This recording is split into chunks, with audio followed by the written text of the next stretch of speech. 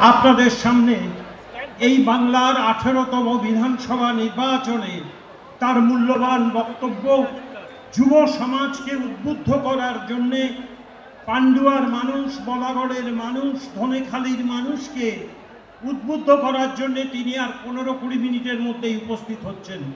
যারা ব্যারিকেডের পাশ দিয়ে দাঁড়িয়ে আছেন তাদের কাছে আমি অনুরোধ করছি আর 10 মিনিটের মধ্যে।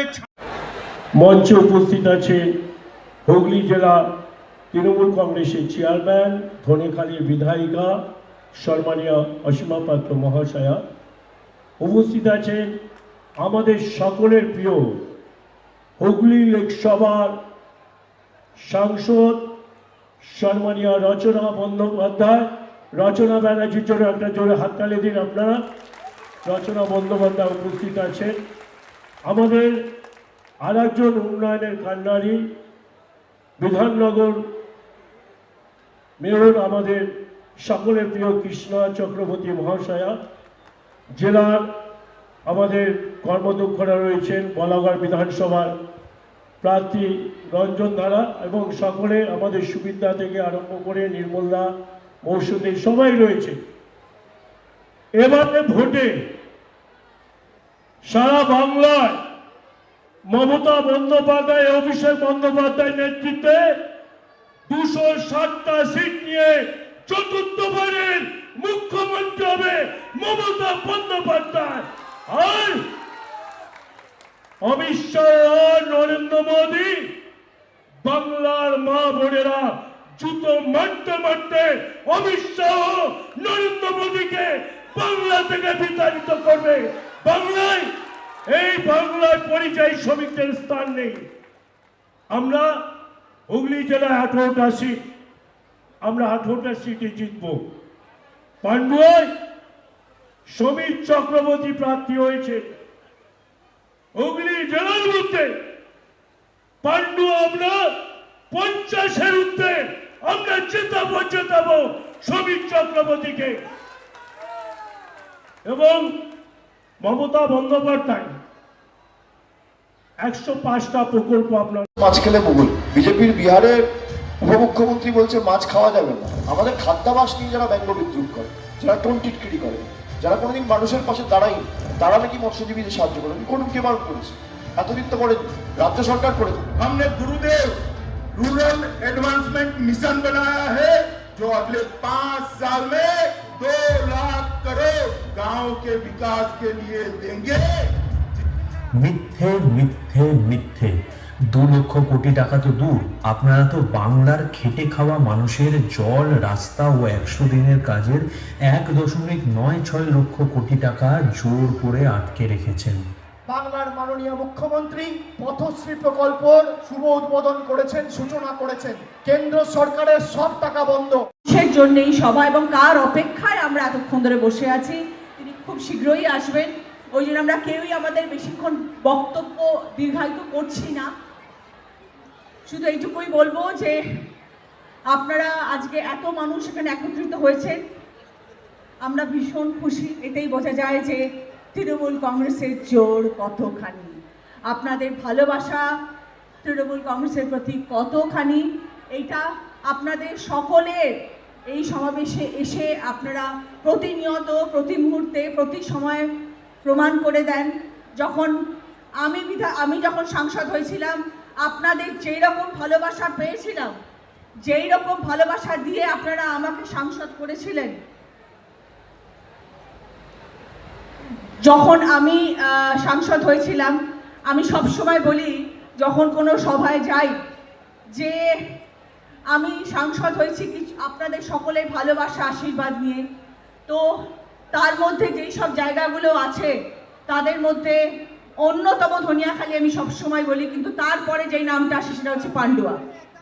পান্ডুয়ার মানুষের আশীর্বাদ, পান্ডুয়ার মানুষের ভালোবাসা এতদিন এত রকমভাবে পেয়েছি যে আজকে মঞ্চে আপনাদের সকলের সামনে সাংসদ হয়ে আপনাদের সকলের সামনে বক্তব্য রাখতে পারছি। আপনাদের সকলকে তার জন্যে হাত জোর করে নমস্কার জানাচ্ছি। ধন্যবাদ আপনাদের এবং বোনেরা, মঞ্চে উপবিষ্ট নেতৃবৃন্দ, সাংসদ, বিধায়ক ছিলেন, আবার প্রার্থী হয়েছেন, সব প্রার্থীরা রয়েছেন, মঞ্চে উপবিষ্ট নেতৃবৃন্দ এবং তৃণমূল কংগ্রেস, তৃণমূল যুব, ছাত্র, মহিলা, আইনটিটিউসি, কিষাণ, ক্ষেত মজদুর, মাইনরিটি সেল, আগত সমস্ত সহকর্মী, সাথী এবং বন্ধুরা, আগামী 29 তারিখ 18তম বিধানসভার নির্বাচন। আমাদের মূল বক্তা, প্রধান আকর্ষণ বাংলার ছাত্র যুব নয়নের মণি অভিষেক বন্দ্যোপাধ্যায় উপস্থিত হয়েছেন। তিনি আর 2-3 মিনিটের মধ্যে মঞ্চে আসছেন। তার আগে প্রার্থী হিসেবে তিনি আমায় নির্দেশ দিয়েছেন কিছু কথা আপনাদের সামনে বলার জন্য। আপনাদের কাছে আমার আশীর্বাদ ভিক্ষা করছি আপনাদের তরফ থেকে। এই নির্বাচন শুধুমাত্র একটা সরকার গঠনের জন্য নয়। এই নির্বাচনে কে মুখ্যমন্ত্রী হবেন, কে মুখ্যমন্ত্রী হবেন না তার নির্বাচন নয়। মুখ্যমন্ত্রীর নাম দেওয়াল লিখনে স্পষ্ট হয়ে গেছে। 4 বারের জন্য মমতা বন্দ্যোপাধ্যায় বাংলার মুখ্যমন্ত্রী হওয়াটা শুধু সময়ের অপেক্ষা। অভিষেক বন্দ্যোপাধ্যায়ের সেনাপতিত্বে বাংলার ছাত্র যুব আপামর মানুষ তৃণমূল কংগ্রেসকে 4র্থবারের জন্য বাংলার ক্ষমতায় নিয়ে আসছে। কেন বলছি এই নির্বাচনটা আলাদা? এই নির্বাচনে বিচার হবে বাংলার সমস্ত মানুষ একসঙ্গে আগামী দিনে বসবাস করতে পারবে কি পারবে না তার নির্বাচন। যদি কোনো কারণে কোনোদিন বাংলায় সরকার পরিবর্তন হয়, বাংলায় আসামে 19 লক্ষ মানুষকে ডিটেনশন ক্যাম্পে যেতে হয়েছিল, বাংলায় 1.5 কোটি মানুষকে মোদি অমিত শাহ ডিটেনশন ক্যাম্পে ঢুকিয়ে দেবে। সেখানে হিন্দু মুসলিম নির্বিচারে, schedule caste, schedule tribe, Rajbanshi, Matua সমস্ত সম্প্রদায়ের মানুষ ডিটেনশন ক্যাম্প। আমার চ্যালেঞ্জ রয়েছে নির্বাচন কমিশনের কাছে, অবিলম্বে ঘোষণা করতে হবে বাংলাদেশি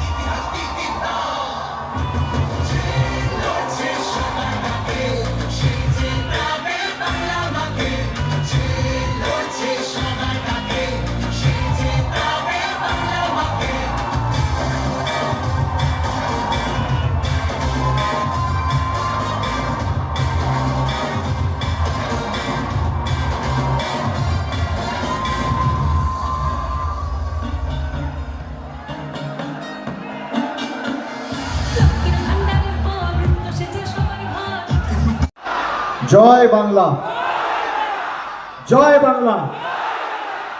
এদিকে ডান দিকে যারা আছে, জয় বাংলা।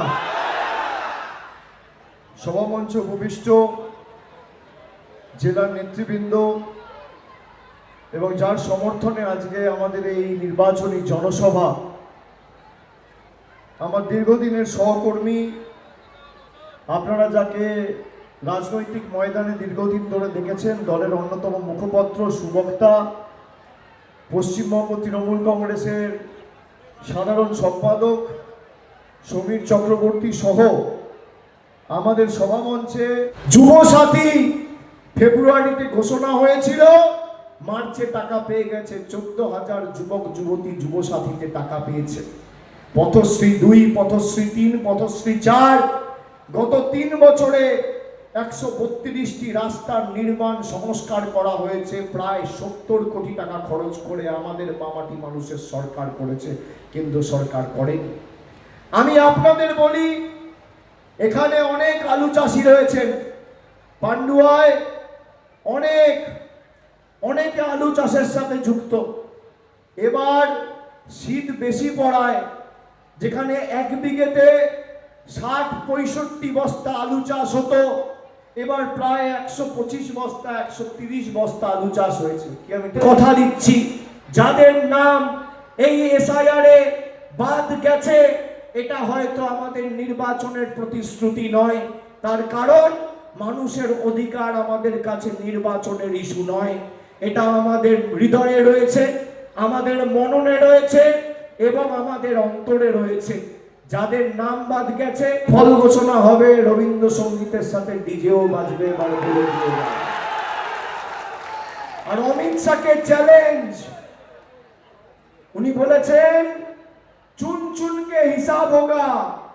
আমি বলি যদি বুকের পাটা থাকে 4 তারিখ বাংলায় থাকবেন, কলকাতায় দেখা হবে বেলা 12টার পরে। কত দামে কত চাল বুঝলো।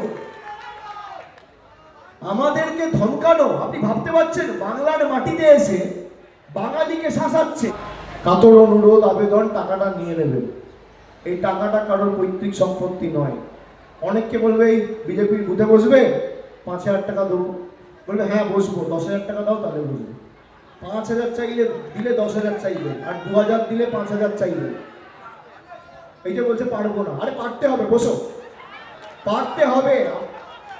আমাদের সাথে বেইমানি করেছে না মমতা ব্যানার্জির ফর্মুলা, আমার ফর্মুলা আলাদা। ততদিন আজীবন আপনারা লক্ষ্মীর ভান্ডার পাবেন, কেউ আপনাদের লক্ষ্মীর ভান্ডার আটকাতে পারবে না।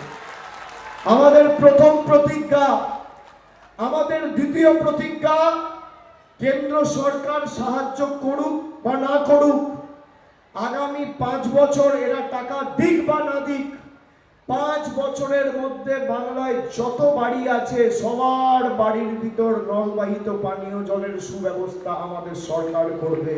এই হচ্ছে আমাদের দ্বিতীয় প্রতিজ্ঞা।